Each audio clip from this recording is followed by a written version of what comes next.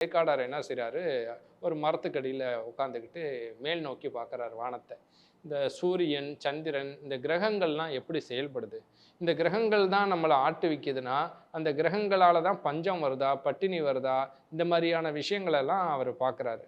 பார்த்துக்கிட்டு இருக்கும்போது இதை பற்றிய பெரிய ஆராய்ச்சியே பண்றாரு. இன்னைக்கு நம்ம கும்பிட்டுக்கிட்டு இருக்கோம் பார்த்தீங்களா? கிரகங்கள்.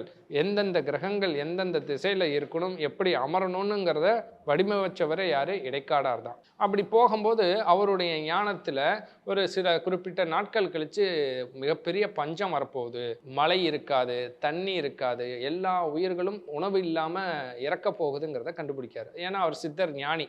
அப்ப அவர் வளர்க்குற ஆடுகளுக்கு என்ன செய்றாரு? இயற்கை இலைய குடுக்குறாரு. ம். இயற்கை இலைய குடுத்து எல்லாத்தையும் வளர்க்குறாரு. ஆடுகள் இயற்கை இலை சாப்பிடாது. சாப்பிட அப்போ அந்த ஊர்ல இருக்கிறவன்லாம் இவன் பைத்தியக்காரன் பாடுறா, இயற்கை இலைய போய் குடுக்குறானேன்னு சொல்லும்போது அவர் சிரிச்சுட்டு கடந்து போயிடுறாரு. கேழ்வரகு இருக்கு இல்லையா? அத ஆட்டு பால்ல கலந்து செவுத்துல தடவிடுறாரு. ஏன்னா ஆடுகள் ஆட்டுப்பாலை சாப்பிட்டோன்னா நாக்கு அரிக்கும். உடனே என்ன செய்யும்? செவுத்துல போய் சுரண்டும்போது அந்த கேழ்வரகெல்லாம் கீழ கொட்டும். அந்த மாரி ஒரு பெரிய பிளான் போட்டு செஞ்சிடுறாரு.